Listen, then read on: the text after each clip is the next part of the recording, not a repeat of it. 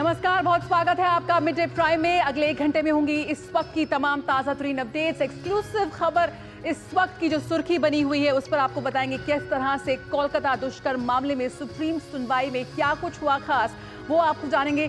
साथ ही गणपति बप्पा मोरिया गणेश उत्सव की धूम इस वक्त पूरे देश में नजर आ रही है, उस पर भी होगी हमारी स्पेशल रिपोर्ट। भारत यूएई संबंध एक बार फिर एक नई ऊंचाई को छूते हुए, उस पर भी क्या कुछ अपडेट है आपको बताएंगे। लेकिन शुरुआत करते हैं इस वक्त की सुर्खियों के साथ। मैं हूं जया सिन्हा, अगले 1 घंटे तक आपके साथ। अबू धाबी के क्राउन प्रिंस शेख खालिद बिन मोहम्मद बिन जायद अल नहान ने प्रधानमंत्री नरेंद्र मोदी से की मुलाकात। आपसी हितों और संबंधों को लेकर हुई चर्चा। क्राउन प्रिंस राष्ट्रपति द्रौपदी मुर्मू से भी करेंगे मुलाकात।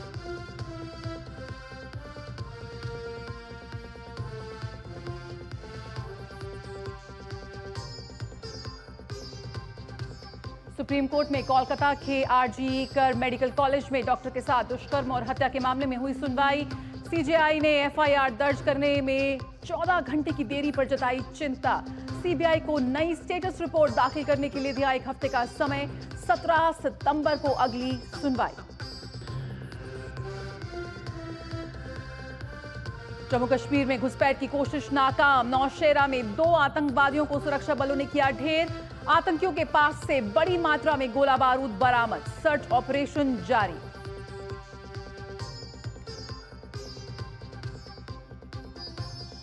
वित्त मंत्री निर्मला सीतारमण की अध्यक्षता में जीएसटी परिषद की 54वीं बैठक में सभी राज्यों के वित्त मंत्रियों के साथ जीएसटी संबंधित प्रस्तावों पर हुई चर्चा।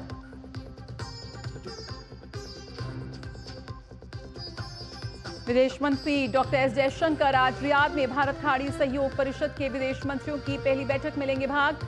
बैठक का मकसद भारत और खाड़ी देशों के बीच संबंधों को और मजबूत करना।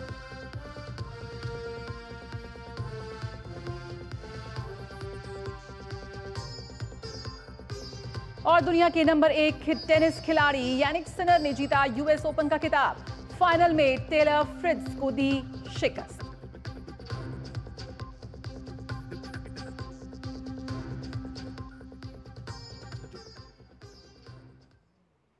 तो आइए शुरुआत करते हैं अबू धाबी के क्राउन प्रिंस की भारत यात्रा के साथ। यूएई के क्राउन प्रिंस शेख खालिद बिन मोहम्मद बिन जायद अल नहायान ने प्रधानमंत्री नरेंद्र मोदी से मुलाकात की। उनके साथ मंत्रियों का प्रतिनिधिमंडल भी भारत की यात्रा पर है।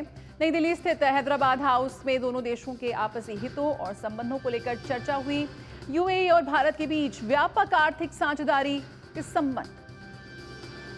तो हैदराबाद हाउस में प्रधानमंत्री नरेंद्र मोदी के साथ क्राउन प्रिंस की अहम मुलाकात।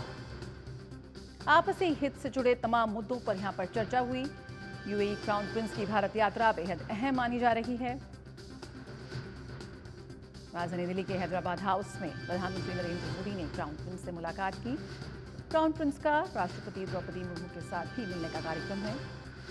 दोनों देशों के बीच रिश्तों में बीते 10 वर्षों में काफ़ी गर्माहट आई है, मजबूती आई है। नई ऊंचाइयों को छूते हुए दोनों देशों के रिश्ते और उसकी एक झलक, एक उदाहरण, एक बानगी इन तस्वीरों में भी साफ देखी जा सकती है। अपनी यात्रा के दौरान क्राउन प्रिंस राजघाट पर महात्मा गांधी को पुष्पांजलि भी अर्पित करेंगे। आज राष्ट्रपति द्रौपदी मुर्मू से भी वो मुलाकात करेंगे। क्राउन प्रिंस की इस यात्रा का उद्देश्य संयुक्त अरब अमीरात और भारत के संबंधों को प्रगाढ़ करना है। क्राउन प्रिंस के साथ मंत्रियों, वरिष्ठ अधिकारियों, उद्योगपतियों और आर्थिक भागीदारों का एक प्रतिनिधिमंडल भी आया है। क्राउन प्रिंस खालिद आर्थिक सहयोग बढ़ाने के लिए भारत में वरिष्ठ अधिकारियों के साथ भी बैठक करेंगे। वे कई ऐसे कार्यक्रमों में भाग लेंगे जिनमें विविध क्षेत्रों में यूएई और भारत के मजबूत आर्थिक और सांस्कृतिक संबंधों को दर्शाया जाएगा।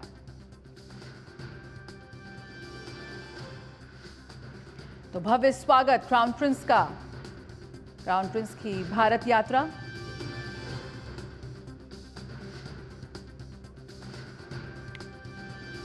तो क्राउन प्रिंस राष्ट्रपति द्रौपदी मुर्मू से भी करेंगे मुलाकात। साथ ही उनका महात्मा गांधी की समाधि स्थल राजघाट पर भी जाने का कार्यक्रम है और क्राउन प्रिंस के साथ वरिष्ठ अधिकारियों और उद्योगपतियों और मंत्रियों का एक प्रतिनिधि मंडल भी भारत आया है। आर्थिक सहयोग बढ़ाने पर यहां पर खासा जोर है दोनों देशों के बीच, और इनका 3 दिवसीय भारत दौरा जो काफी महत्वपूर्ण माना जा रहा है। प्रधानमंत्री के साथ भी क्राउन प्रिंस ने आज हैदराबाद हाउस में मुलाकात की और कई अहम मुद्दों पर चर्चा हुई। अमृतपाल सिंह इस वक्त हमारे साथ और जानकारी के साथ जुड़ रहे हैं। तो यूएई और भारत के संबंधों को प्रगाढ़ करना इस यात्रा का अहम उद्देश्य। कौन कौन से अहम मुद्दे हैं अमृतपाल जो इस यात्रा में अहम तौर पर उठ रहे हैं, और साथ ही जो अहम बैठक हुई हैदराबाद हाउस में, उसको लेकर भी कुछ जानकारी। देखिए, ये जो विजिट है ये इम्पोर्टेंट है दो हिसाब से। एक जो गवर्नमेंट टू गवर्नमेंट टॉक्स हैं वो पूरा जो आज हुई हैदराबाद हाउस में, इंटायर गैमेट ऑफ जो बायलैटरल रिलेशनशिप है वो डिस्कस हुआ। आपका political relationship, trade relationship, investment आप कैसे आगे लेके जाएं, आपका जो रोड मैप है ट्रेड को इंक्रीज करने का वो किन किन एरियाज में एक्सपैंड किया जाए। क्या आपका कभी $85 बिलियन का ट्रेड एनुअल ट्रेड है तो इसको आप आपका जो टारगेट है $100 बिलियन लेके जाना 2023 तक 30 तक, तो उसको कैसे बढ़ाया जाए और किन किन जो नए इमर्जिंग एरियाज हैं उसमें कोऑपरेशन कैसे बढ़ाई जाए। जो एग्जिस्टिंग एरियाज में कोऑपरेशन है, टेक्नोलॉजी में है, कनेक्टिविटी में है, एनर्जी में है, इंफ्रास्ट्रक्चर में है, उसकी समीक्षा की गई और उसको कोर्स करेक्शन और उसमें एक बूस्ट कैसे लाया जाए, ये सब डिस्कस हुआ। तो ये सब डिस्कस हुआ क्योंकि उनकी जो क्राउन प्रिंस हैं वो अपने साथ यूएई की कैबिनेट के वुज़रा भी लेके आए हैं। तो एक डेलीगेशन लेवल टॉक्स हुई दोनों मुल्कों के बीच में और ये डिस्कस हुआ। कल क्राउन प्रिंस जो यूएई के हैं वो मुंबई जाएंगे, वहां पर एक बिजनेस राउंड टेबल को एड्रेस करेंगे। इनके साथ एक बड़ी बिजनेस डेलीगेशन भी इनको कंपनी कर रही है। वहां काफी B2B या बिजनेस टू बिजनेस करार होने की संभावना है क्योंकि ग्रोइंग इकोनॉमी है भारत, इनफैक्ट डेवलपिंग इकोनॉमीज में से सबसे बड़ी ग्रोइंग इकोनॉमी है। तो इन्वेस्टमेंट अपॉर्चुनिटीज काफी हैं, अपॉर्चुनिटीज म्यूचुअल कोऑपरेशन के लिए काफी हैं, जॉइंट प्रोडक्शन की, मैन्युफैक्चरिंग की अपॉर्चुनिटीज हैं, टेक्नोलॉजी के क्षेत्र में अपॉर्चुनिटीज हैं, सोलर एनर्जी प्रोडक्शन के क्षेत्र में अपॉर्चुनिटीज हैं। तो ये सब कल होगा, तो इसलिए ये बैठक इस लिहाज से अहम थी। बिल्कुल अमृतपाल, इस समय क्राउन प्रिंस का जब दौरा हो रहा है, जो व्यापारिक रिश्तों को, आर्थिक रिश्तों को बढ़ाने की बात यहाँ पे कही जा रही है, लेकिन इस वक्त जो मौजूदा स्थिति है मध्य पूर्व की, उस तनाव को देखते हुए, उस स्थिति को देखते भी ये दौरा अहम है।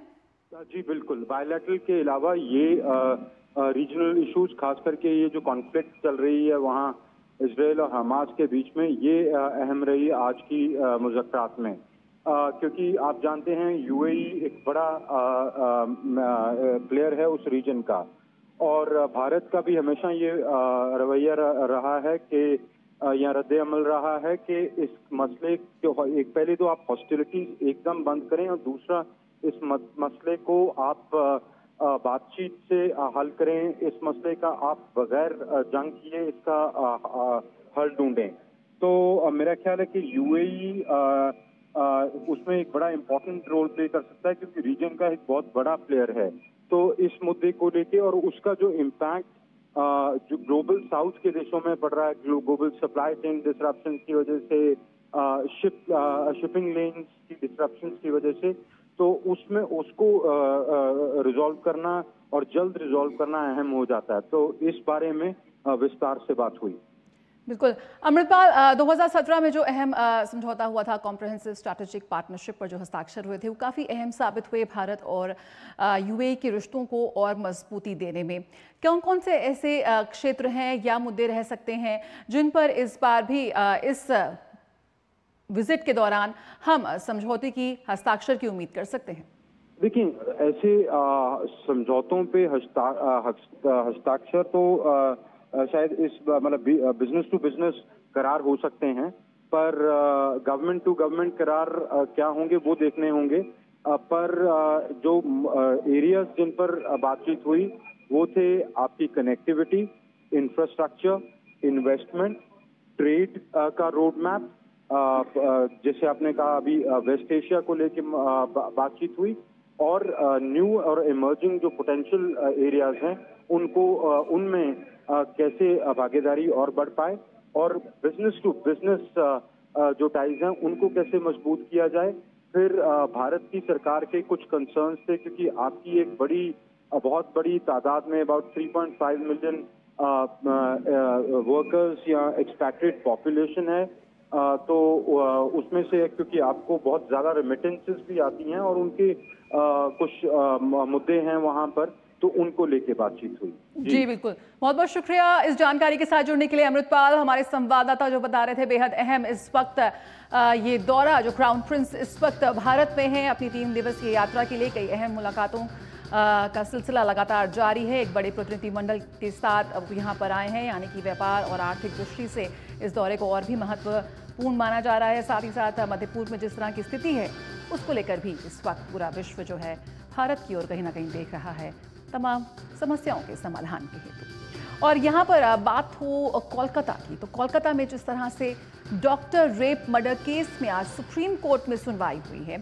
आज अदालत ने सुनवाई के दौरान बंगाल सरकार और पुलिस की कार्रवाई पर न सिर्फ सवाल उठाए बल्कि फिर कहा कि एफआईआर दर्ज करने में देर हुई है। कोर्ट ने यह भी कहा कि पीड़ित की निजता और गरिमा का सम्मान का ख्याल रखा जाए, सोशल मीडिया प्लेटफॉर्म से उसकी डेड बॉडी की तस्वीर हटाई जाए। दरअसल पश्चिम बंगाल सरकार और सीबीआई दोनों ने अपनी अपनी स्टेटस रिपोर्ट दाखिल की। इसके अलावा डॉक्टरों की हड़ताल को लेकर बंगाल सरकार के स्वास्थ्य विभाग ने भी स्टेटस रिपोर्ट सुप्रीम कोर्ट में फाइल की है। अदालत ने बंगाल सरकार के आरजी के अस्पताल में तोड़फोड़ के मामले पर अपनी स्थिति स्पष्ट करने के निर्देश दिए थे। तो वहीं सीबीआई ने भी कोर्ट को बताया कि उसकी जांच कहां तक पहुंची है। आज की सुनवाई में बंगाल सरकार के वकील कपिल सिब्बल ने कहा कि हड़ताल की वजह से अब तक 23 मरीजों की मौत हो चुकी है। वहीं सॉलिसिटर जनरल तुषार मेहता ने कहा कि उन्हें बंगाल सरकार की रिपोर्ट की कॉपी अभी तक नहीं मिली। इस पर सीजीआई ने कहा कि वो राज्य पुलिस की जांच पर कोई टिप्पणी नहीं करेंगे, क्योंकि सीबीआई की जांच अभी पूरी नहीं हुई है। अदालत ने सीबीआई से एक हफ्ते में नई स्टेटस रिपोर्ट दाखिल करने के लिए कहा है। लिहाजा अगली सुनवाई मंगलवार यानी कि 17 तारीख को होगी। सीजीआई ने आज फिर कहा कि इस बात को लेकर कोई संदेह नहीं है कि एफआईआर दर्ज करने में 14 घंटे की देरी हुई है। सुनवाई के दौरान जस्टिस परदीवाला ने कहा कि पोस्टमार्टम रिपोर्ट के साथ पुलिस की तरफ से दिया जाने वाला चालान मौजूद नहीं है। ऐसा कैसे मुमकिन है कि बिना चालान के पोस्टमार्टम हुआ? इस पर बंगाल सरकार के वकील कपिल सिब्बल ने कहा कि उन्हें इस बिंदु पर जवाब देने के लिए समय चाहिए। कोर्ट ने अगली सुनवाई तक जवाब देने को कहा है। सुप्रीम कोर्ट ने पश्चिम बंगाल में हड़ताली डॉक्टरों को कल शाम 5 बजे तक काम पर लौटने के लिए कहा। सीजीआई ने कहा कि अगर वो 5 बजे तक काम पर लौट आते हैं तो कोई भी दंडात्मक कार्यवाही नहीं होगी। तो सीबीआई दाखिल करेगी नई स्टेटस रिपोर्ट इस पूरे मामले पर। कोलकाता के आरजे कर मेडिकल कॉलेज की पीड़िता को जल्द से जल्द न्याय दिलाने के लिए बंगाल सहित पूरे देश में लगातार लोग मांग कर रहे हैं। आज सुप्रीम कोर्ट की सुनवाई का सीधा प्रसारण कोलकाता में प्रदर्शन वाले स्थल पर लोगों ने देखा और पीड़िता को श्रद्धांजलि अर्पित की। तो कोलकाता दुष्कर्म मामले में यहां पर लगातार विरोध प्रदर्शनों का सिलसिला जारी, और आज कोलकाता के इस पूरे कोर्ट में सुनवाई हुई है। और विकास सारथी भी हमारे साथ और जानकारी के साथ। विकास सारथी इस वक्त हमारे साथ और जानकारी के साथ जुड़ रहे हैं। विकास, सबसे पहले आपसे जानना चाहेंगे, जिस तरह से यहां पर सुप्रीम कोर्ट ने कड़ी टिप्पणी की है, जो भी कोलकाता पुलिस की जांच रही है, जो उनकी कार्रवाई रही है, उस पर बेहद गंभीर सवाल यहां पर उठाए हैं, और क्या कुछ हुआ आज अदालत में? बिल्कुल जया, यहाँ पर कुछ बातों को लेकर सीबीआई और स्टेट पुलिस की जो इन्वेस्टिगेशन थी उसमें टकराव देखने को मिला। चाहे वो अननेचुरल डेथ को अनाउंस करने, उसको रजिस्ट्रेशन करने की बात हो, उसके समय को लेकर के सीबीआई का ये कहना है कि डॉक्यूमेंट्स दिखाते हैं कि 11:30 बजे अननेचुरल डेथ की कंप्लेंट रजिस्टर की गई, जबकि बंगाल पुलिस या बंगाल सरकार का दावा है कि दोपहर 2:55 पर ये कंप्लेंट दर्ज कर ली गई थी। तो यहाँ पर दोनों की स्टेटमेंट्स में विरोधाभास दिखता है। और कुछ बातों पर भी सीबीआई ने आपत्ति जताई, मसलन जो पीड़ित से के आसपास से सैंपल जो लिए गए थे, उनके प्रिजर्वेशन को लेकर के जो तरीका अपनाया गया पुलिस की तरफ से, उस पर सवाल उठाए गए हैं। इसी वजह से सीबीआई ने ये कहा कि हालांकि पहले बंगाल पुलिस ने भी जो सैंपल्स लिए गए थे घटनास्थल से उनको सेंट्रल एफएसएल में ही भेजा था, फॉरेंसिक लैब में भेजा था, लेकिन सीबीआई दोबारा एक बार फिर से सैंपल्स भेजेगी और रिपोर्ट उसके आधार पर तैयार की जाएगी। ये एक बहुत महत्वपूर्ण पहलू होगा, क्योंकि अगली सुनवाई में कोर्ट को ये साफ हो पाएगा कि जो स्टेट पुलिस ने जो सैंपल्स भेजे थे उसकी रिपोर्ट और सीबीआई के की तरफ से जो रिपोर्ट दी जाएगी, उन दोनों में समानता है या उनमें कुछ फर्क है। इसके अलावा यहाँ पर ये इस बात को लेकर के भी आपत्ति जताई गई कि एक प्रक्रिया होती है पोस्टमार्टम को लेकर, जिसमें जांच अधिकारी एक फॉर्मल रिक्वेस्ट देता है मेडिकल ऑफिसर को पोस्टमार्टम के लिए, जिसे कानूनी भाषा में पोस्टमार्टम चालान कहा जाता है। तो ये चालान कोर्ट ने जब देखा कि जो फाइल सीबीआई की तरफ से कोर्ट को दस्तावेज जो दिए गए हैं उसमें ये चालान नहीं है, सीबीआई का भी ये कहना है कि पोस्टमार्टम चालान उनको नहीं मिला है बंगाल सरकार की तरफ, बंगाल पुलिस की तरफ से। ये एक बहुत बड़ा लैकुना है। सुप्रीम कोर्ट ने कहा कि अगर ऐसा है कि बगैर इस चालान के पोस्टमार्टम किया गया तो एक बहुत गंभीर मामला है और कहीं ना कहीं कुछ गड़बड़ है। ये जस्टिस पारदीवाला ने टिप्पणी भी की। हालांकि बंगाल सरकार ने कहा कि वो इसको लेकर के अपना विस्तृत जवाब देंगे अगली सुनवाई से पहले कि आखिर पोस्टमार्टम चालान क्यों नहीं मिल पाया बंगाल पुलिस से सीबीआई को, और किसने इस पोस्टमार्टम के लिए रिक्वेस्ट दी थी मेडिकल ऑफिसर को। ये सारी जानकारी दी जाएगी।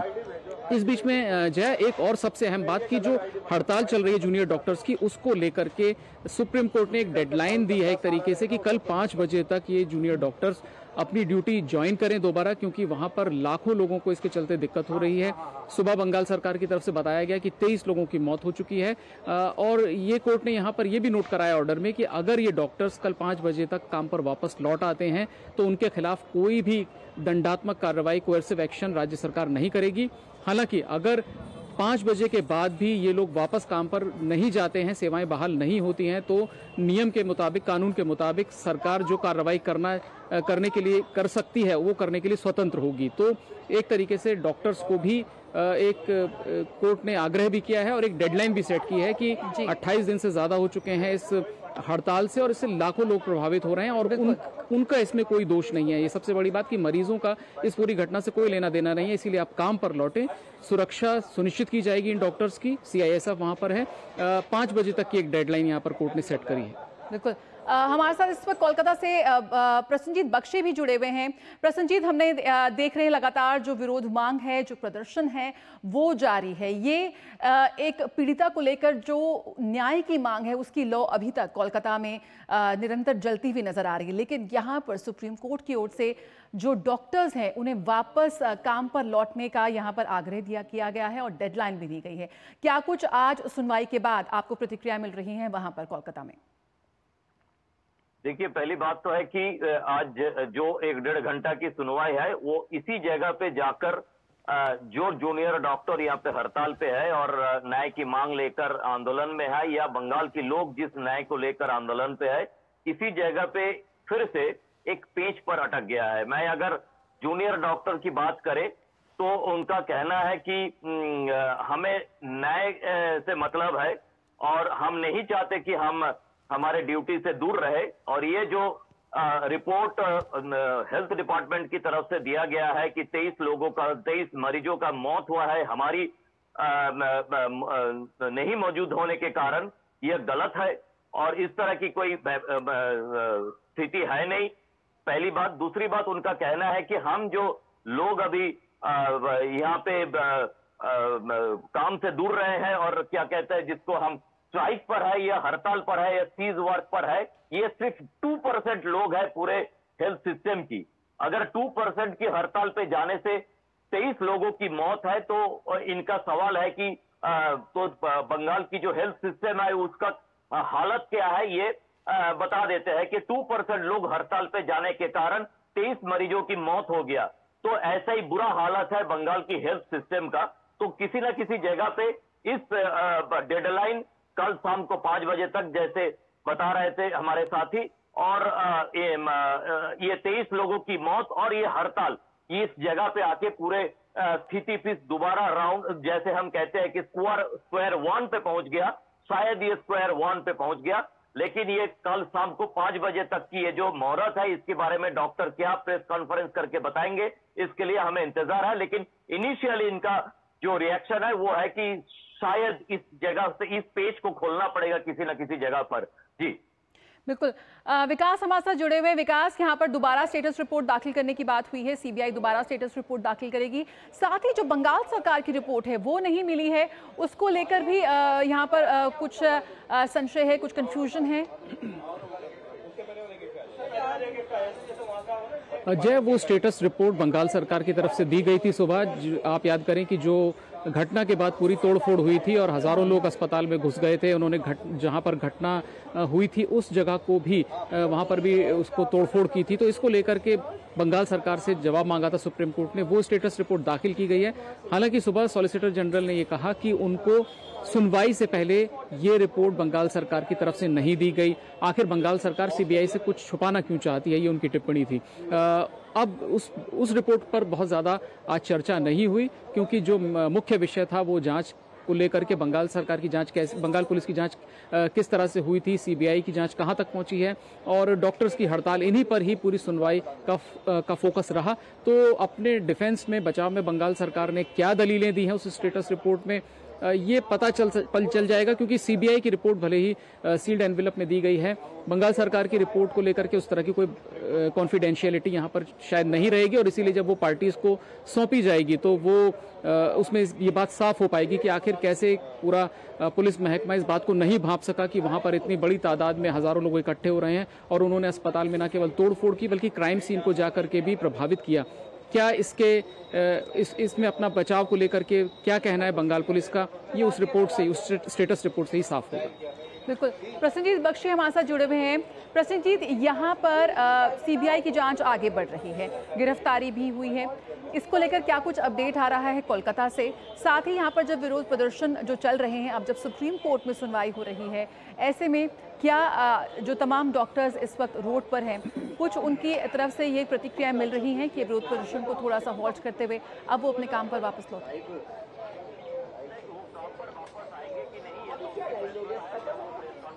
हमें पता चलेगा, लेकिन जो हमारी सोशल मीडिया के थ्रू और उनसे बात करके, और जब वो लोग ये जैसे आप दिखा रहे थे, तस्वीर दिखा रहे हैं अभी तस्वीर में कि वो लोग सीधा प्रसारण देख रहे थे, उस वक्त उनका जो टिप्पणी है, मैं विकास से सहमत हूं एक जगह पे, जो स्टेट गवर्नमेंट की स्टेटस रिपोर्ट है उसके बारे में ज्यादा कुछ बात नहीं हो पाया आज की ये जो सुनवाई है उसमें।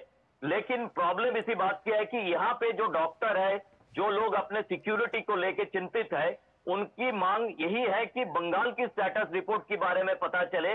जिस तरह से हजारों लोग हमारी ऊपर आक्रमण करके 14 तारीख रात को पूरे जगह को नष्ट करने की कोशिश किया है, उसके बारे में जो सरकार, जो पुलिस ऐसा कर सकती है, तो उनकी सिक्योरिटी के बारे में, उनकी दिया हुआ सिक्योरिटी के बारे में हम कैसे भरोसा कर सकते हैं और कैसे हम लोग काम पे लौट सकते हैं। और उनका ये भी कहना है कि ये जो सीआईएसएफ की बात बार बार कहला जा रहा है, ये सीआईएसएफ की बात सिर्फ आरजी कॉलेज में है। पूरे देश में, पूरे कोलकाता में जितने सारे मेडिकल कॉलेज है, वहां पे इसके बारे में कोई चर्चा नहीं है। तो हम अगर काम पे लौट के आए तो हमारी सिक्योरिटी की जिम्मेदारी कौन लेंगे? क्या ये प्रदेश सरकार, जिन्होंने लोग भेजकर 14 तारीख रात को हमारे यहाँ पे तोड़फोड़ किए थे, ये प्रदेश सरकार जिनका उपस्थिति में बताया ये जा रहा है कि सारे के सारे सबूत नष्ट किया गया था, अगर इस प्रदेश सरकार की सिक्योरिटी के ऊपर हमें भरोसा पहले भी नहीं था, 28 दिन के बाद भी नहीं है, जब यहाँ पे ये बात की फैसला नहीं हो पाया कि जिन्होंने हमारे ऊपर आक्रमण किया था वो लोग कौन थे और क्या हुआ है, प्रदेश सरकार इसके बारे में क्या स्टेप लिया है, तो हम कैसे ड्यूटी पे ज्वाइन करें। लेकिन ये उनका प्राइमरी जो रिएक्शन है, ऐसा रिएक्शन है। लेकिन फाइनली जब सुप्रीम कोर्ट की बात सुनकर, कल शाम 5 बजे की बात सुनकर ये लोग क्या प्रेस कॉन्फ्रेंस करेंगे, उसके इंतजार में है हम। जया, बिल्कुल, बहुत बहुत शुक्रिया विकास सारथी और प्रसन्नजीत बख्शी इस जानकारी के साथ जुड़ने के लिए। तो कोलकाता दुष्कर्म मामले में फिलहाल यहाँ पर सुप्रीम कोर्ट में एक बड़ी यहाँ पर अहम सुनवाई हुई, जहाँ पर कोलकाता पुलिस की कार्रवाई पर यहाँ पर तीखे सवाल यहाँ पर उठाए हैं। कोलकाता सरकार, कोलकाता पुलिस दोनों ही इस वक्त सवालों के घेरे में हैं। देखते हैं क्या कुछ निकल कर आता है, क्योंकि जिस तरह से उन्होंने कहा है कि अगली सुनवाई के दौरान वो अपना जवाब दाखिल करेगी कई अहम मुद्दों पर, जिस पर यहाँ पर सुप्रीम कोर्ट ने अहम सवाल उठाए हैं। फिलहाल यहाँ पर डॉक्टर्स के लिए भी यहाँ पर सुप्रीम कोर्ट का आग्रह किया गया है कि वो कल 5 बजे तक काम पर लौटें। देखते हैं इस पूरे खबर, इस पूरे कांड में क्या कुछ आगे निकल कर आता है। और आइए अब नजर डालते हैं अन्य राष्ट्रीय खबरों पर। कांग्रेस सांसद और लोकसभा में नेता प्रतिपक्ष राहुल गांधी टेक्सास में आरएसएस पर दिए अपने बयान पर यहां घिरते नजर आ रहे हैं। राहुल गांधी के बयान पर केंद्रीय मंत्री गिरिराज सिंह ने कड़ी प्रतिक्रिया दी है। उन्होंने कहा कि आरएसएस के बारे में जानने के लिए राहुल गांधी को नई जन्म लेने होंगे। दरअसल लोकसभा में विपक्ष के नेता और कांग्रेस सांसद राहुल गांधी अमेरिका के दौरे पर हैं और एक कार्यक्रम में उन्होंने आरएसएस की कार्यशैली पर सवाल उठाए थे।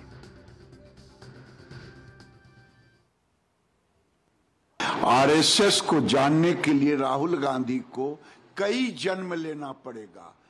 देशद्रोही कोई आरएसएस को नहीं जान सकता। जो बाहर में जाकर के देश की निंदा करे वो आरएसएस को नहीं जान सकता। राहुल गांधी लगता है भारत को बदनाम करने के लिए ही विदेश जाते हैं।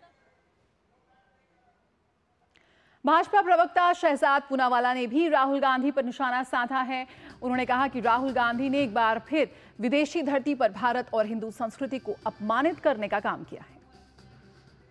राहुल गांधी विदेशी धरती पर जाकर भी अपनी पुरानी आदत मतलब कि भारत और हिंदू संस्कृति को गाली देना, अपमानित करना उसे नहीं छोड़ते और इसीलिए आज फिर से एक बार राहुल गांधी ने अद्भुत ज्ञान दिया है। जो राहुल गांधी वैसे पहले कह चुके हैं कि मंदिर में जाने वाले लड़कियों को छेड़ते, वो कहते देवता का मतलब भगवान नहीं होता। राहुल गांधी जी, क्या किसी और धर्म के पैगंबर इष्ट भगवान के बारे में ये कह सकते हैं? आप कभी नहीं कहेंगे। परंतु ये केवल और केवल हिंदुओं को दो गाली ताकि मिले वोट बैंक की ताली, और इसीलिए कभी कहते प्रभु श्री राम का अस्तित्व ही नहीं। प्रभु श्री राम को भी ये भगवान नहीं मानते। अब देवता भी भगवान नहीं होता ये कह रहे हैं। भाजपा सांसद प्रवीण खंडेवाल ने भी राहुल गांधी पर निशाना साधा है। उन्होंने कहा कि राहुल गांधी ने चीन का जिक्र कर एक बार फिर देश को बता दिया कि उन्हें चीन से कितना प्यार है, जबकि पूरा देश चीनी सामान का बहिष्कार करने में जुटा हुआ है। कि पूरा देश चीन से और चीन के सामान से उसके बहिष्कार में जुटा हुआ है। विपक्ष के नेता यदि इस प्रकार का गैर जिम्मेदाराना बयान देंगे तो जनता उसको देख रही है, समय आने पर निर्णय करेगी। वक्त एक छोटे से ब्रेक का, आप देखते रहिए मिड डे प्राइम।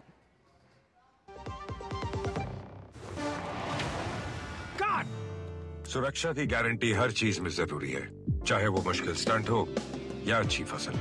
इसीलिए ले आइए IIL के ट्रैक्टर ब्रांड का शिनबार, जो देता है सुंडी और ट्रिप से सुरक्षा की गारंटी। बात जब पीढ़ियों के लिए बनने वाले घर की हो तो जिम्मेदारी बड़ी हो जाती है। गैलेंट समझता है ये जिम्मेदारी। अब डबल M रिब्स के साथ गैलेंट एडवांस TMT रीबार, निर्माण का रियल हीरो।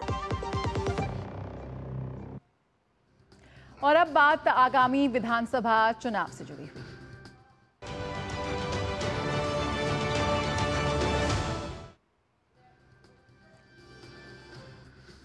हरियाणा विधानसभा चुनाव के लिए कांग्रेस ने अपने 9 उम्मीदवारों की दूसरी लिस्ट जारी की है।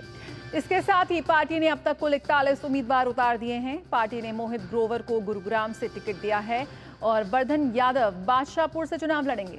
वहीं पार्टी ने जेजेपी प्रमुख और बीजेपी के सहयोग से डिप्टी सीएम रहे दुष्यंत चौटाला के खिलाफ वीरेंद्र सिंह के बेटे ब्रिजेंद्र सिंह को मैदान में उतारा है। जम्मू कश्मीर में विधानसभा चुनाव के दूसरे चरण के मतदान के लिए नाम वापस लेने की आज अंतिम तारीख है। राज्य में दूसरे चरण के अंतर्गत 26 विधानसभा सीटों पर चुनाव होना है। राज्य में दूसरे चरण का मतदान 25 सितंबर को होना है। गौरतलब है कि राज्य में 3 चरणों में विधानसभा चुनाव होना है।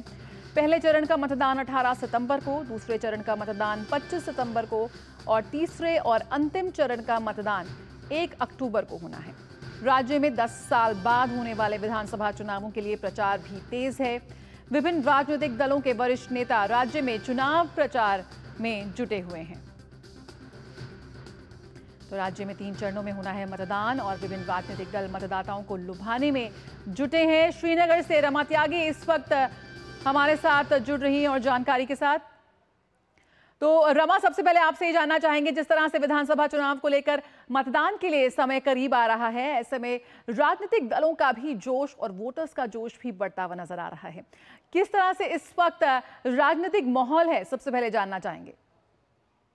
देखिए, जो राजनीतिक माहौल है वो यहाँ पर पूरी तरह से, अगर हम घाटी की बात करते हैं तो राजनीति के रंग में नजर आती है। फर्स्ट फेज की अगर हम बात करते हैं तो जो दक्षिणी कश्मीर है वहां पर चुनाव होना है, और उसको लेते हुए दक्षिणी कश्मीर जो पहले माना जाता था कि वहां पर जो चुनाव है वो बड़े रक्त रंजित चुनाव होते थे, और उसके साथ ही जो पार्टिसिपेशन होता था लोगों का वो बहुत कम होता था। चुनावी जो रैलियां थी वो भी डर के साए में वो हो ही नहीं पाती थी। वहां पर अब बड़ी संख्या में लोग बाहर निकल रहे हैं, चुनावी रैलीज में वो आते भी हैं। उसके अलावा जो विभिन्न नेता हैं वो वहां पर अपनी रैली कर रहे हैं। सभी दलों ने इसमें पूरी अपनी ताकत झोंकी हुई है। तो एक तरह से पूरी तरह से चुनावी रंग में रंगा हुआ जो है वो घाटी दिखाई दे रही है, और इसमें सबसे सकारात्मक बात ये निकल कर आ रही है, क्योंकि एक दशक के बाद ये चुनाव हो रहे हैं, बहुप्रतीक्षित चुनाव है। 370 के बाद ये चुनाव हो रहे हैं, पूरी तरह से बिल्कुल अलग फिजा में चुनाव हो रहे हैं, तो उसको लेकर काफी उत्साह यहाँ पर दिखाई देता है। और जो पहले मुख्य लड़ाई होती थी पारंपरिक दलों के बीच में, अब ये बहुकोणीय लड़ाई हो गई है, जिसमें जो नेशनल पार्टीज हैं वो भी पार्टिसिपेट कर रही हैं। जो स्थानीय दल हैं उनमें आपस में जो आरोप प्रत्यारोप की राजनीति है वो लगातार चल रही है। इसके अलावा जो नए युवा चेहरे हैं, जो इंडिपेंडेंट कैंडिडेट्स है वो बाहर निकल कर आए हैं। इसके साथ ही जो रेबल फैक्टर है वो भी यहाँ पर एक बड़ी महत्वपूर्ण भूमिका निभा रहा है। तो कुल मिलाकर जो चुनाव है यहाँ पर लगातार रोचक होता जा रहा है। मुद्दे हैं, स्थानीय मुद्दे तो हैं ही। 370 को भी एक मुद्दा बनाने की कोशिश जो है पीडीपी और नेशनल कॉन्फ्रेंस ने की है, जबकि बीजेपी ने कहा है कि 370 के लिए सभी द्वार बंद हो चुके हैं, क्योंकि पुराने दौर में जो है जम्मू कश्मीर को नहीं ले जाया जा सकता है। विकास की दौड़ में मेनस्ट्रीम में जम्मू कश्मीर को लाने की कोशिश कर रही है, तो बीजेपी विकास के नाम पर चुनाव लड़ रही है। 370 हटाकर जिस तरह से 370 में संशोधन करने के बाद यहाँ पर परिवर्तन हुआ है, जिस तरह से आतंकवाद पर और स्टोन पेल्टिंग पर यहाँ पर लगाम लगी है, उसको बीजेपी ने एक बड़ा मुद्दा बनाया है। जो विकास कार्य हुआ है, चाहे रेल लाइन की बात हो, चाहे जम्मू कश्मीर में अभी मैं आपको बताऊं, मैं ये रामबन चौक पर फ्लाईओवर पर खड़ी हूँ, घंटों का रास्ता यहाँ पर मिनटों में हो गया है। तो तमाम जो डेवलपमेंटल वर्क है और युवाओं की जो आकांक्षा है, महिलाओं को जो अधिकार मिले हैं, उसको लेकर बीजेपी आगे आ रही है। साथ ही जो नेशनल कॉन्फ्रेंस है, पीडीपी है, ये 370 को मुद्दा तो बना रहे हैं, लेकिन आपसी लड़ाई जो है इनमें साफ तौर पर नजर आ रही है। पीडीपी कहती है कि नेशनल कॉन्फ्रेंस ने पहले मास्क रिगिंग की थी और अब चुनाव के लिए वो अवसरवाद के अलायंस में जुटी है, जबकि वो कह रहे हैं कि नेशनल कॉन्फ्रेंस का कहना है कि पीडीपी अपनी कोई जमीन तलाश ले, वो बहुत बाकी है, चुनाव लड़ना दूर की बात है। तो इन सब चीजों को लेकर जो है यहाँ पर चर्चा जारी है, यहाँ पर लोग देख रहे हैं। अब देखना होगा कि लोगों का दिल कौन जीत पाता है। जय बिल्कुल रमा, यहाँ पर नेशनल पार्टी जरूर मैदान में है, लेकिन जो मुद्दे हैं वो स्थानीय मुद्दे हैं जो ज्यादा जिन पर चर्चा हो रही है, बातचीत हो रही है। युवाओं की आपने बात की, किस तरह से आपको लग रहा है कि जो विभिन्न वर्ग हैं समाज के, युवाओं की बात हो, महिलाओं की बात हो, किन मुद्दों के साथ वो इस वक्त वोट करने निकलेंगे? देखिए, सभी दलों ने अपने अपने मैनिफेस्टो में, अगर हम देखें जो मैनिफेस्टो है उसमें युवाओं को भी स्थान दिया है, महिलाओं को भी स्थान दिया है और तमाम स्थानीय मुद्दों की बात भी कही है। लेकिन जो युवा हैं, जो महिला हैं जिनसे हमने बात की है, वो इस बात को भी देख रहे हैं कि जिन दलों ने दावे किए हैं उन्होंने आखिरकार किया क्या है। दावे करने वाले जो दल हैं उन्होंने अपने, अगर जैसे हम नेशनल कॉन्फ्रेंस की बात करते हैं, पीडीपी की बात करते हैं, जो ज्यादातर यहाँ पर सत्ता में रहे, उनके काल में क्या कुछ उनके लिए विकास हुआ, क्या कुछ उनके लिए काम हुआ। बड़ी शिकायत है युवाओं की कि जो नौकरियां आती थी वो निकलने से पहले ही जो भर्ती है वो फुलफिलमेंट हो जाती थी, उन्हें मौका ही नहीं मिलता था। महिलाओं को जो है अधिकार नहीं थे, महिलाएं जो है उनकी आकांक्षाएं हैं जिस तरह से अब पैर पसार रही हैं, वो यहाँ पर बिल्कुल नहीं था। तो अपने आप में इन सब चीजों को देखते हुए भी हो जाता है। बीजेपी का कहना है कि मेन स्ट्रीम में युवाओं को लाने की बात कही है, युवाओं को अवसर दिए जा रहे हैं, सरकार को जनता के द्वार पर हम लेकर आए हैं। पहले जो सरकार जो थी एक बहुत दूर की बात लगती थी, जो लोकल एमएलए था या जो लोकल लेवल की लीडरशिप थी, वो लोगों तक पहुंच उनकी बड़ी मुश्किल थी। लेकिन यहाँ पर सरकार खुद जो है लोगों के द्वार गई है, इतने सारे प्रोग्राम्स यहाँ पर चलाए गए हैं। तो उनको देखकर तो तमाम जो मुद्दे हैं, तमाम पार्टी जो है वो दावा कर रही है। देखना ये होगा कि किसका दावा सफल साबित होता है, क्योंकि सभी लोग जो है, जो युवा है, जिस तरह से हम बात कर रहे हैं 370 की बात थी, जब हम बात करते हैं तो 370 जो है लोगों के मन में कहीं इस तरह का कोई सेंटीमेंट दिखाई नहीं देता। राजनीतिक दल इसे बनाने की कोशिश करते हैं। लोग ज्यादातर अपने स्थानीय मुद्दों को लेकर आगे बढ़ रहे हैं कि कहां पर कितना काम हुआ है, चाहे बिजली की बात हो, पानी की बात हो, रोजगार की बात हो, अधिकारों की बात हो, सरकार तक पहुंच की बात हो। जया बिल्कुल, तो यहाँ पर अवसरवाद, परिवारवाद के आगे दावों और वादों के आगे निकलकर जनता ये बिल्कुल देख रही है कि किसने जमीनी स्तर पर बदलाव लाने का एक प्रयास किया है। अगर हम बात करें रमा, 10 साल के बाद वहां पर ये घड़ी आई है चुनावों की। आप लगातार वहां की सड़कों पर घूम रही हैं, किस तरह की एक अलग लोगों के बीच उत्साह है, खासतौर पर अगर हम पहले चरण की बात करें, पहले चरण के मतदान को लेकर किस तरह की तैयारी देखी जा रही है, क्या कुछ चुनौती हो सकती है यहाँ पर चुनाव को लेकर भी? देखिए, चुनौतियों से जूझने के लिए चुनाव आयोग पूरी तरह से तैयार है। तमाम तरह की कैंपेनिंग की जा रही है। साउथ कश्मीर के इलाकों में जो चुनाव आयोग की टीम है वो जा रही है। वहां पर किस तरह से जो लोग हैं उन्हें मतदान के लिए प्रेरित किया जाए, किस तरह से सुरक्षा की जो जरूरियात है उनको देखा जाए और वो एक आश्वासन लोगों को दिया जाए। और सबसे बड़ी बात है कि जिस तरह से लोकसभा के चुनाव हुए और उसमें बड़ी संख्या में लोग निकल कर आए और साउथ कश्मीर से ये जो प्रतिशत था बहुत ज्यादा था। अगर आप पहले के चुनाव देखते हैं और उसके बाद जो रिसेंटली चुनाव हुए हैं उसमें जो मत प्रतिशत देखते हैं वो बढ़ा हुआ दिखाई देता है। और विधानसभा चुनाव का जो इंतजार था वो सभी को था। 10 सालों के बाद ये हो रहा है, 1 दशक के बाद हो रहा है और उसके बाद 370 के बाद हो रहा है। तो उत्साह आप स्वयं ही जान सकते हैं। जब लोग जो है रैलियों में जो है जो भीड़ है वो काफी संख्या में दिखाई देती है। हर चौराहे पर जो चुनावी चर्चा है वो आमतौर पर दिखाई देती है कि किस तरह से दल दावे कर रहे हैं और क्या कुछ उनकी आकांक्षाएं हैं, किस तरह से जो स्थानीय मुद्दे हैं। और सबसे बड़ा मुद्दा यहाँ पर लोगों के दिमाग में ये भी है कि जिस तरह का एक भ्रम दूर हुआ है, अब किस तरह से जम्मू कश्मीर जो है विकास के रास्ते पर आगे बढ़े और मेन स्ट्रीम में उसको लेकर जाए। चाहे जम्मू कश्मीर को, राज्य को अन्य लोगों, अन्य जो राज्य हैं उनसे जोड़ने की बात हो, पूरे भारत में इसकी कनेक्टिविटी की बात हो, चाहे अवसरों की बात हो और एक समान अवसर जो कि 370 के बाद मुहैया हुए हैं।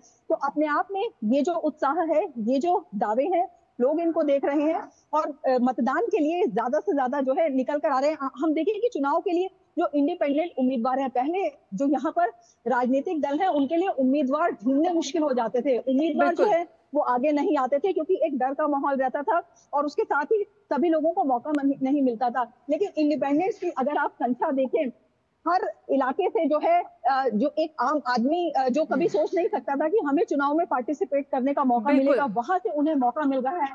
तो ये बिल्कुल, और इसी मौके की तलाश में जो वर्षों से उन्हें नहीं मिला, वही समान अवसर विद्रोही उम्मीदवार है वो उन्हीं को।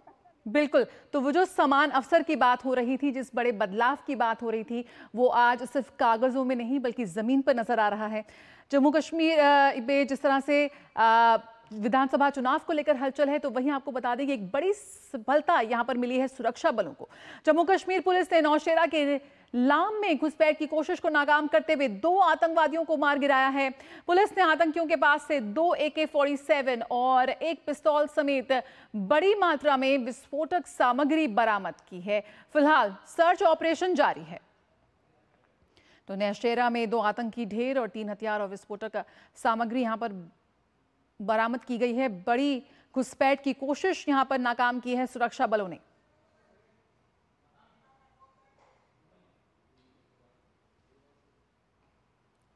दिल्ली में भारतीय सेना और भारतीय वायुसेना ने गतिशक्ति विश्वविद्यालय के साथ ज्ञापन समझौते पर हस्ताक्षर किए। इस पर रक्षा मंत्री राजनाथ सिंह ने इसे राष्ट्रीय सुरक्षा की दृष्टि से महत्वपूर्ण बताया है। वहीं रक्षा मंत्री ने कहा कि MOU पर हस्ताक्षर के बाद हमारे सशस्त्र बल और लॉजिस्टिक्स विशेषज्ञ मिलकर काम करेंगे। इसके अलावा राजनाथ सिंह ने कहा कि हमारा लक्ष्य भविष्य में अपने रक्षा क्षेत्र को आत्मनिर्भर बनाना है। ये समझौता ज्ञापन हमें उस लक्ष्य को प्राप्त करने में मदद करेगा।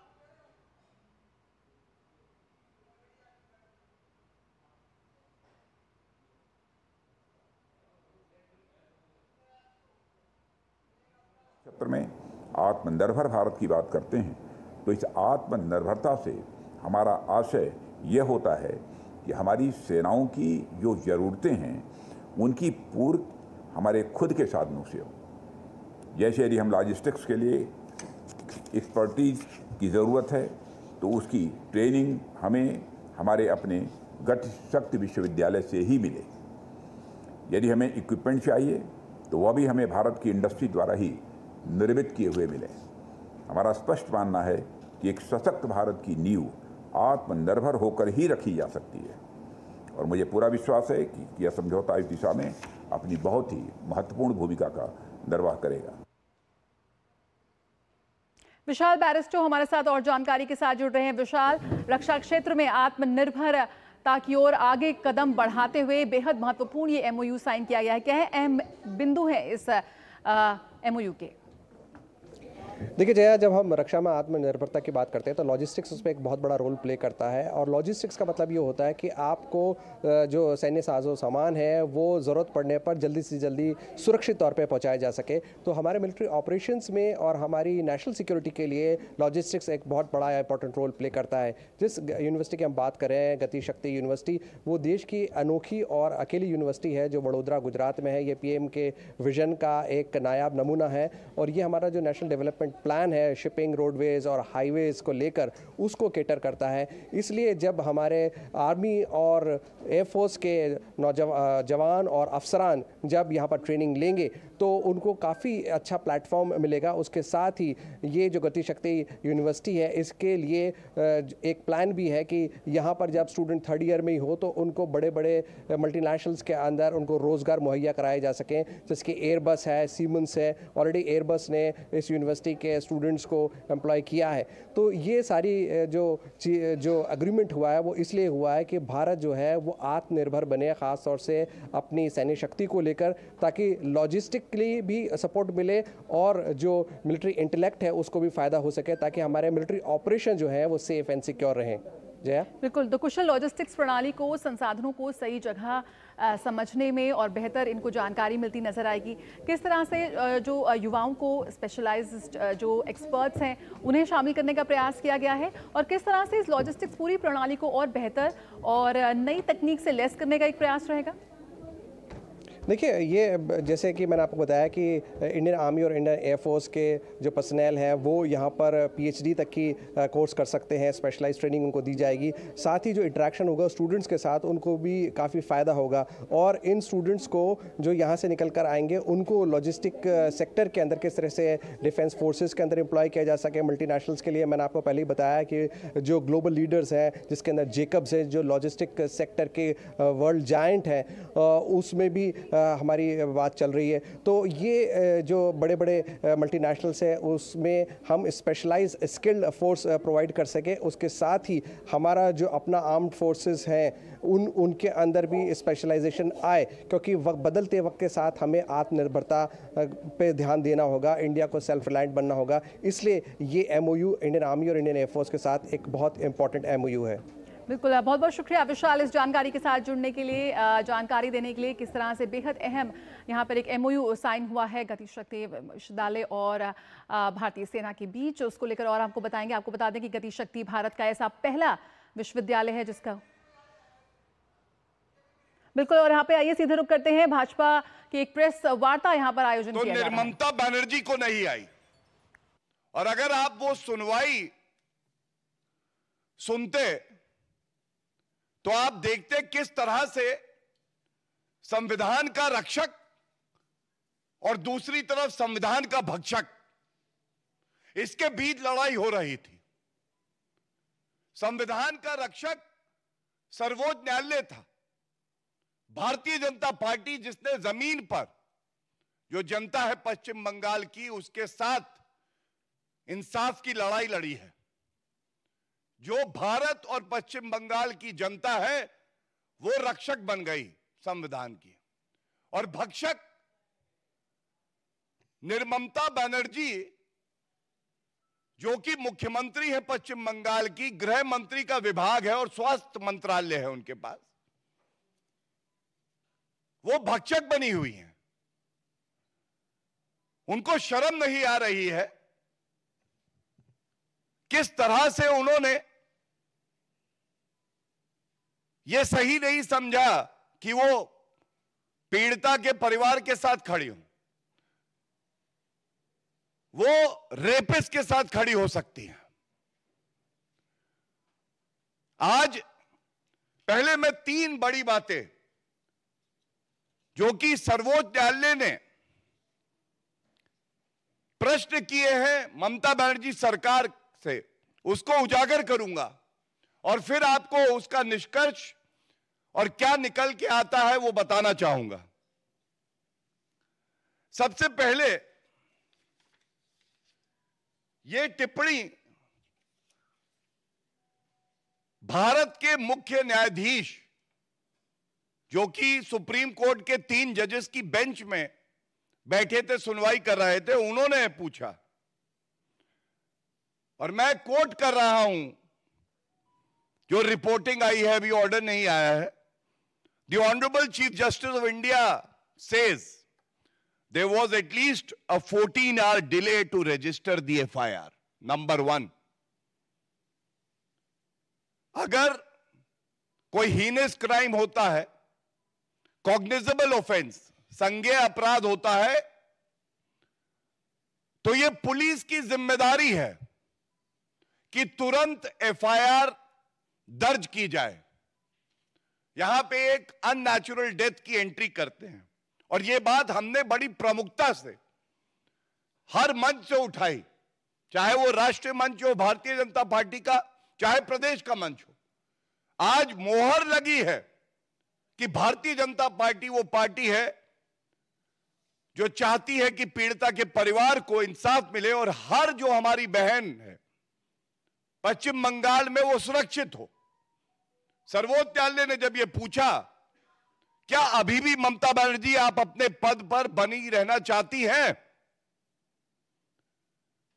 क्या यह सिद्ध नहीं हो गया कि आप विफल रही? क्या यह आपकी जिम्मेदारी नहीं है कि आप इस्तीफा दें? और इस्तीफा क्यों? इस्तीफा इसलिए जिससे एक निष्पक्ष जांच हो सके, जिससे अगर विवेचना के दौरान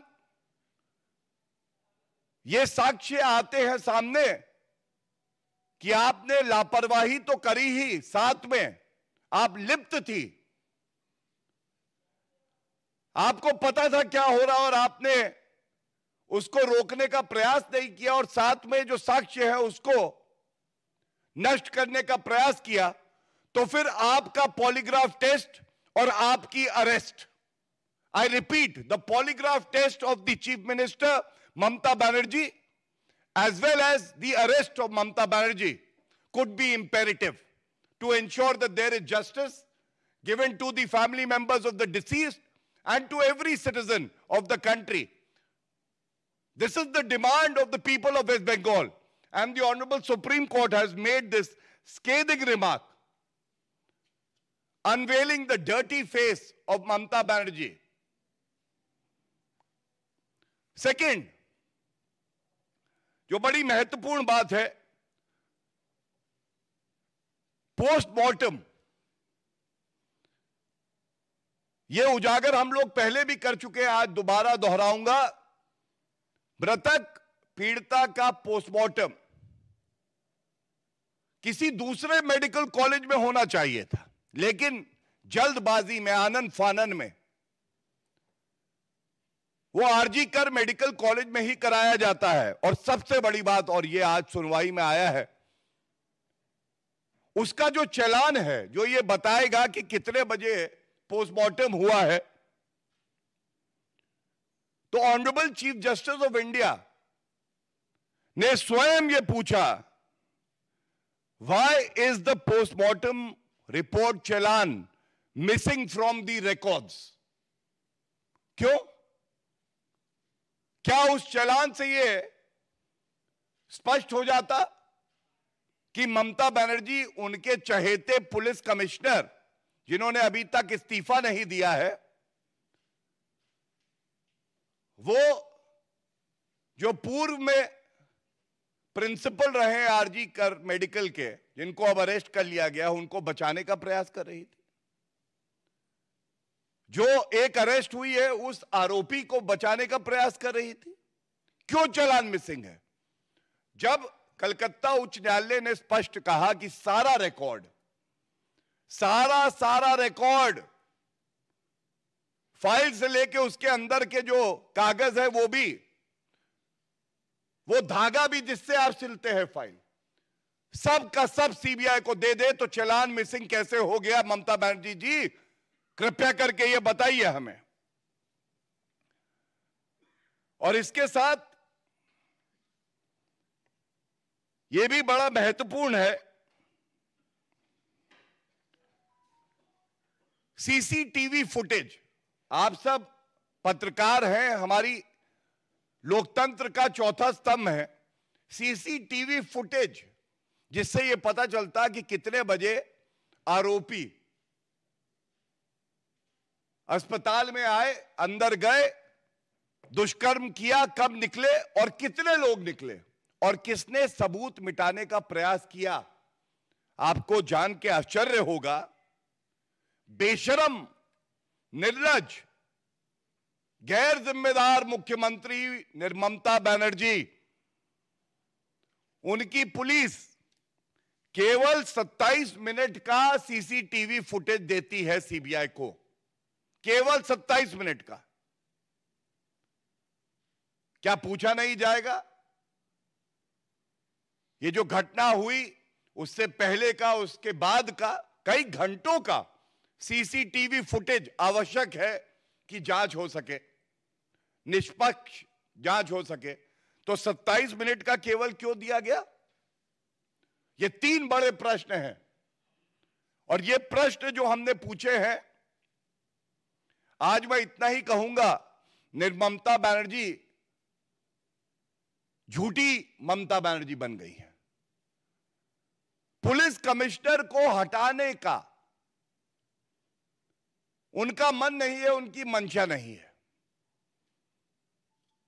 हमने मांग करी है, ममता बनर्जी जी, पहला तो आप तुरंत इस्तीफा दें, दूसरा ऐसे पुलिस कमिश्नर को जो कि पश्चिम बंगाल की महिलाओं को सुरक्षित नहीं रख सकता है, आपको इस्तीफा देना चाहिए या उनको बर्खास्त करिए।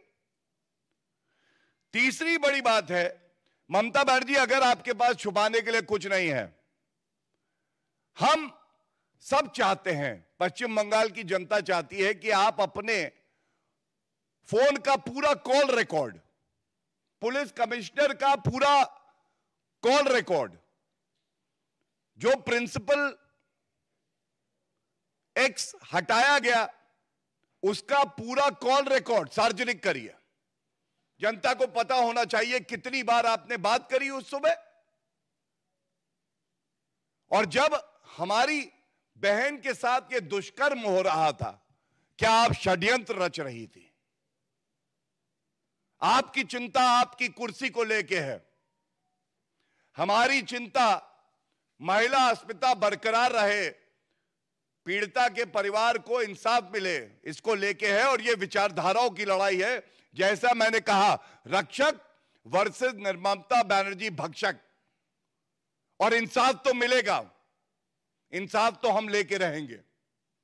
आप कितना भी प्रयास करिए साक्ष्य मिटाने का, जो गवाह हैं उनको डराने का, डॉक्टरों पे कार्रवाई करने का, लेकिन हम अपना काम करते रहेंगे। इसके बाद एक बिंदु और बहुत अहम है। मृतक पीड़िता के माता पिता जी, उन्होंने स्वयं कहा है कि पश्चिम बंगाल की पुलिस ने हम पे दबाव बनाया, और कुछ मीडिया चैनल्स में यह भी आया कि रुपया देकर मामले को रफा दफा करने के लिए कहा। और तीसरी बात जो कंप्लेंट दी जाती है, that is an account, it is a version given by the person, the इंफॉर्मेंट who is giving these details. यहां पे पुलिस ने खुद ही कंप्लेंट लिख दी, कितनी सच्चाई उसमें लिखी गई होगी। और देखिए, हद तो तब हो गई, ममता बनर्जी के इशारे पर उनके भतीजे जो कि सांसद भी हैं, अभिषेक बनर्जी, ये झूठ फैला रहे थे। ये डॉक्टर्स के खिलाफ, जिनको ये सुरक्षित नहीं रख पाए, आरोप लगाने लगे। तो डॉक्टर्स का एक प्लेटफॉर्म है, joint platform of doctors west Bengal, इन्होंने मांग करी है कि अभिषेक बनर्जी तुरंत इस्तीफा दें, क्योंकि ये झूठ का प्रचार कर रहे हैं। और झूठ यह कि अभिषेक बनर्जी ने कहा कि पेशेंट की मौत हो गई क्योंकि वो 3 घंटे तक ब्लीड करता रहा, खून निकलता रहा और डॉक्टरों ने उसको चिकित्सा प्रदान नहीं करी और यह असत्य निकला। वो लेटर मेरे हाथ में है। मैं केवल इतना ही कहूंगा, ये कैसी झूठी ममता है, ये कैसे झूठे अभिषेक बैनर्जी हैं, ये कैसी झूठी टीएमसी है गुंडों की। जिन डॉक्टर्स की सुरक्षा आपको करनी थी, आप उनको ही झूठे आरोप लगाकर अरेस्ट कर रहे हैं, उनकी क्रेडिबिलिटी के साथ खिलवाड़ कर रहे हैं। और अंत करूंगा एक बात और उजागर करके कि आज सर्वोच्च न्यायालय ने भी बिल्कुल स्पष्टता से यह कह दिया है, जो हमारे डॉक्टर्स हैं, जो महिलाएं हैं, उनका विश्वास सरकार पर से हिलना नहीं चाहिए, उनको सुरक्षा प्रदान करिए। उनकी सुरक्षा की जिम्मेदारी ममता बनर्जी आपकी है, आप क्या करेंगे, यह एक बड़ा सवाल है।